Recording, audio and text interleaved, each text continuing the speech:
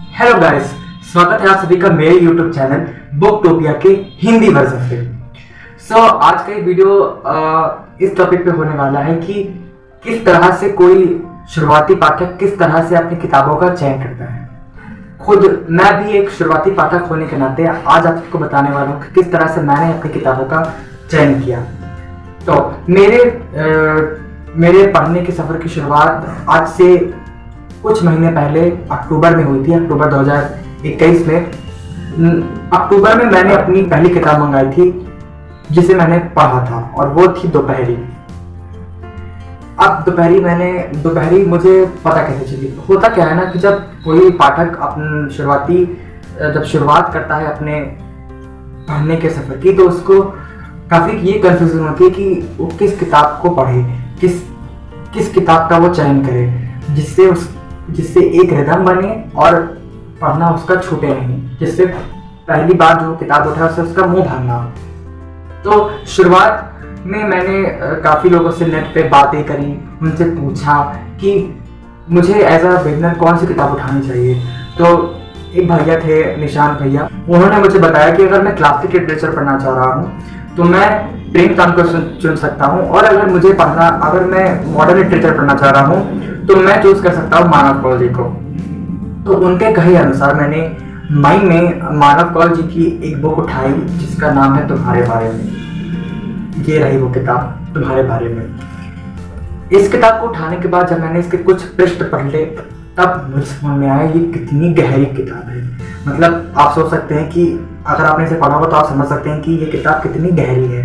मतलब एक शुरुआती पाठक जब इतनी भारी किताब से पढ़ना शुरू करता है तो उसके लिए कितना मुश्किल हो जाता है ये समझना कि बाप रे, किताबें इतनी गहरी होती हैं। तो खैर, इस किताब को जारी रख पाना मेरे लिए काफ़ी कठिन रहा, तो मैंने कुछ पृष्ठ इसके पढ़े और इसको पढ़ना छोड़ दिया। फिर बाद में अक्टूबर में मैंने एक और मतलब मेरे ही फेसबुक पर जुड़ी हुई सिंधिया चौहान मैम थी, वो हिंदी की प्रोफेसर है। तो मैंने उनसे पूछा, तो उन्होंने मुझे बताया कि आप शुरुआत दोपहरी से कर सकते हो, जिसके लेखक है पंकज कपूर। तो उस किताब को मैंने उस लघु उपन्यास को मैंने मंगाया अक्टूबर में, और दिवाली के पहले दिन ही, जिस दिन दिवाली थी, उस एक सिटिंग में मैंने बैठ करके उस किताब को खत्म कर दिया। और वो किताब ऐसी थी जिसने मेरा हृदय छू लिया। मतलब कि अम्मा बी का किरदार जिस तरह से उभरता है, और जिस तरह से एक वृद्ध महिला की दिक्कतों, उसकी अनुभूतियों को जिस तरह से उकेरा गया उस किताब में, वो सराहनीय था। दूसरी बुक उसको पढ़ने के बाद जो मैंने मंगाई वो थी लेखक कैसे बने, जो कि रस्किन बॉन्ड की किताब how to become a writer का हिंदी अनुवाद है। इस किताब को भी जब मैंने पढ़ना शुरू किया तो ये किताब पढ़ने के बाद मुझे काफ़ी कुछ पता चला कि किस तरह से अगर किसी को लेखक बनना होता है तो उसको सबसे पहले बहुत सारी किताबों से गुजरना पड़ता है, उसको कई सारी शैलियों से गुजरना पड़ता है। अगर आप एक लेखक बनना चाहते हैं और जानना चाहते हैं कि एक लेखक बनने के लिए किन किन बातों का ध्यान रखना होता है, तो ये किताब आपके लिए सर्वोत्तम है। इस किताब को भी मैंने 2 से 3 दिन में खत्म कर लिया था। तीसरी किताब जो मैंने मंगाई वो दिसंबर में मैंने मंगाई, और वो 2 किताबें थी। वो थी हजारी प्रसाद द्विवेदी के लिखे निबंध अशोक के फूल, और रामधारी सिंह दिनकर की लिखी हुई संचिता। इन 2 किताबों से जब मैंने इन दोनों को मंगाया, इन दोनों के बारे में मुझे पता कैसे चला। अशोक के फूल हिंदी की इन दिनों सबसे प्रचलित कवित्रियों में से एक हैं अंकिता सिंह। उन्होंने अपने फेसबुक पे हजारी प्रसाद द्विवेदी जी का एक निबंध कावेरी के फूल पोस्ट किया था। तो मैंने जब वो निबंध पढ़ा तो मैं उस निबंध को पढ़ करके काफ़ी मंत्रमुग्ध हो गया। उस निबंध को जब मैंने पढ़ा तो मैंने सोचा कि हजारी प्रसाद द्विवेदी के कई निबंध ऐसे हो सकते हैं। तो मुझे लगा कि हजारी प्रसाद जी के निबंध के संग्रह को मंगाना चाहिए। तो मैंने ढूंढना शुरू किया। तो जो किताब मेरे हाथ लगी सबसे सस्ती और सबसे आसानी से मिलने वाली वो थी अशोक के फूल। तो जब मैंने अशोक के फूल मंगवाए, जब से पढ़ना शुरू किया मैंने, तो इसकी 3-4 निबंध तो मैंने पढ़े। फिर मुझे पता चला मतलब इसके शब्द इतने गूढ़ हैं, इतने गूढ़, बार बार निबंध तो इसके इतने सुंदर ही पूछे हैं, लेकिन इसकी भाषा इतनी गूढ़ है कि मुझे बार बार शब्दकोश देखना पड़ रहा था। बिना शब्दकोश देखे मेरा काम नहीं चल रहा था। तो इस किताब ने भी मुझे बांधने में उतनी अदा नहीं निभाई जितना निभाना चाहिए था, क्योंकि इसकी भाषा मेरे लिए बहुत कठिन थी। फिर बाद में मैंने जब संचेता को पढ़ना शुरू किया, तो संचेता को मैंने जब पढ़ना शुरू किया तो वो भी अंकिता सिंह जी की ही पोस्ट देख करके पढ़ना शुरू किया। तो उसमें एक कविता थी, दिनकर जी की कविता, हृदय छोटा हो तो शोक वहाँ नहीं समाएगा और दर्द दस्तक दिए बिना दरवाजे से लौट जाएगा। तो उन्होंने इस किताब को कैप्शन करके उस अपनी पोस्ट पर डाला हुआ था।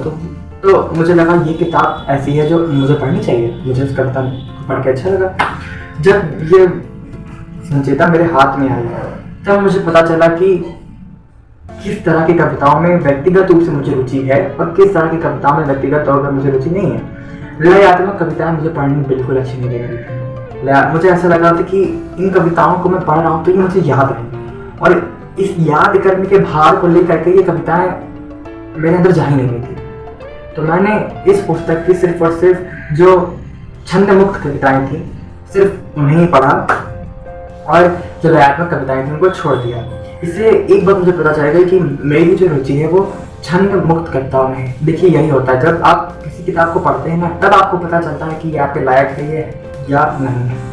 बिना पढ़े आपको पता चल नहीं सकता कि कौन सी किताब आपके लायक है और कौन सी किताब नहीं। तो किताब उठाइए और उसे पढ़िए, तब आपको पता चलेगा।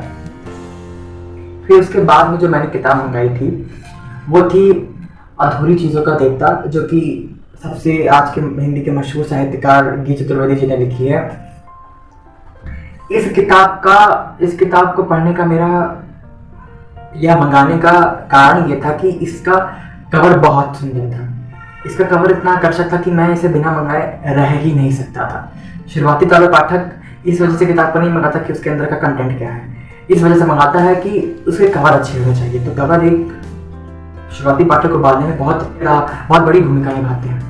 तो इस किताब को मैंने मंगाया। हाँ, इस किताब को भी मैंने एक हफ्ते में खत्म किया। कुछ इसके ऐसे दिन बने थे जो मेरे समझ में थोड़े बहुत नहीं आए, क्योंकि काफ़ी मानसिक स्तर पे काफ़ी ऊंचे मानसिक स्तर की बातें थी। हाँ, लेकिन कुछ निबंध ऐसे थे जिन्होंने मेरा हृदय छुआ। जैसे कई सारे इसमें निबंध थे। एक इनके दोस्त का, एक इन्होंने अपने मित्र भोजन पर निबंध लिखा था। मतलब ये काफ़ी गहराई से लिखने वाले लेखक है और ऐसा लेखक है जो आपको बांध के रख सकते हैं। फिर ये बुक ऐसी थी जिसने मुझे बांध के रखा। फिर इसने मुझे अगली किताब को मंगाने पर प्रेरित किया, जो कि थी अक्टूबर जंक्शन, दिव्य प्रकाश दुबे जी की लिखी। मतलब ये किताब मैंने होली पर मंगवाई थी। होली पे होली पे मंगाई थी, मेरी छुट्टियां चल रही थी। तो होली पे इस किताब को मैंने खत्म किया। मतलब होली में 2 दिन थी, तो जब होली खेल के आया तो मैंने इस किताब को ही समझ लिया। तो ये किताब मतलब आप मानेंगे नहीं, दिव्य प्रकाश दुबे जी की भाषा इतनी सरल, मैं कहता हूँ इतनी सहज है कि कोई भी शुरुआती पाठक अगर इनसे शुरुआत करना चाहे तो वो बिना इस किताब को पूरा खत्म किए रह ही नहीं सकता। ये किताब 2 नायक नायिकाओं की रहती है, जिसमें वो मिलते हैं बनारस में, और हर साल की 10 तारीख को लगातार 10 साल वो लोग मिलते हैं। उनकी अपनी यात्राएं रहती हैं, उनकी अपनी जीवन दिशाएं रहती हैं, किस तरह से वो लोग बिना शादी किए, बिना प्यार में पड़े भी एक दोस्ती के एक अनूठे बंधन में बंधे होते हैं। तो ये किताब ऐसी थी जिसने मुझे बांध के रख लिया, क्योंकि इसकी भाषा बहुत सरल है, बहुत ही ज़्यादा सरल। फिर इसके बाद जो किताब थी जो मैंने उठाई वो थी शेक्सपियर की मैकबेथ। ये किताब मैंने कैसे उठाई, मेरी दीदी से मेरी बात चल रही थी कि अब मुझे कौन सा सब्जेक्ट लेना चाहिए। अब क्योंकि मुझे BA करना था, तो मैं दीदी से बात चल रही थी मुझे कौन सा सब्जेक्ट लेना चाहिए। मैंने बोला कि मुझे साहित्य में इंटरेस्ट है, इंग्लिश लिटरेचर में। तो दीदी ने शेक्सपियर की कई किताबों के नाम गिनाए। तो मेरे दिमाग में ऐसा था कि शेक्सपियर काफ़ी कठिन लेखक है, तो मुझे लगा कि इनके एक नाटक को तो मुझे पढ़ना चाहिए। तो मैंने देखा कि किस नाटक को मैं मंगाऊँ, तो मैंने नेट पर सर्च किया, मुझे मैकबेथ अच्छा लगा तो मैंने मैकबेथ मंगाया, जिसका अनुवाद रॉन्गे राघव ने हिंदी में किया है। तो जब इस किताब को भी मैंने पूरा पढ़ के खत्म किया, इस किताब को खत्म करने में भी मुझे 1 हफ्ता लगा। तो इस किताब को खत्म करने के बाद भी मुझे इतना अच्छा तो नहीं दिखाएंगे कि हाँ एक बढ़िया किताब थी। मतलब अगर आप एक देखना चाहते हैं कि किस तरह से एक त्रासदी कैसे वो बनती है और किस तरह से जाके खत्म होती है, या यूँ कहें कि एक उस विषय पर ये किताब आपको एक बहुत बड़ा जीवन दर्शन देती है। तो मेरे लिए तो बहुत बढ़िया किताब थी। फिर उसके बाद जो मैंने किताब उठाई वो थी एनिमल फार्म, जिसे जॉर्ज ऑरवेल ने लिखा है और ये उसका हिंदी अनुवाद है। इस किताब को भी मुझे पढ़ने में 1 हफ्ता लगा, और इस किताब को जब मैंने पढ़ा तो मुझे लगा कि इस किताब को जब मैंने अंत किया, जब मैंने इसको पढ़ लिया, तो मुझे लगा यार वो अगर जानवरों के पास भी सोचने समझने की शक्ति आ जाए तो वो भी बिल्कुल वैसा ही कार्य प्रणाली विकसित करेंगे, वैसी ही एक सभ्यता विकसित करेंगे जिस तरह से इंसानों ने करी थी। तो अगर आपको शुरुआती पाठक के तौर पे जो भी मतलब चाहिए नॉलेज, या किस तरह से रीडिंग को शुरू कर सकते हैं, या किस तरह से एक शुरुआती पाठक अपने टाइम को मैनेज करता है किस किताब को पढ़ते हुए, इस बारे में अगर जानकारी चाहिए तो आप मुझे कमेंट सेक्शन में बता सकते हैं। मैं इन पर भी वीडियोस बहुत जल्द लेके आने वाला हूँ। आप सबका अपना कीमती समय देने के लिए बहुत बहुत धन्यवाद।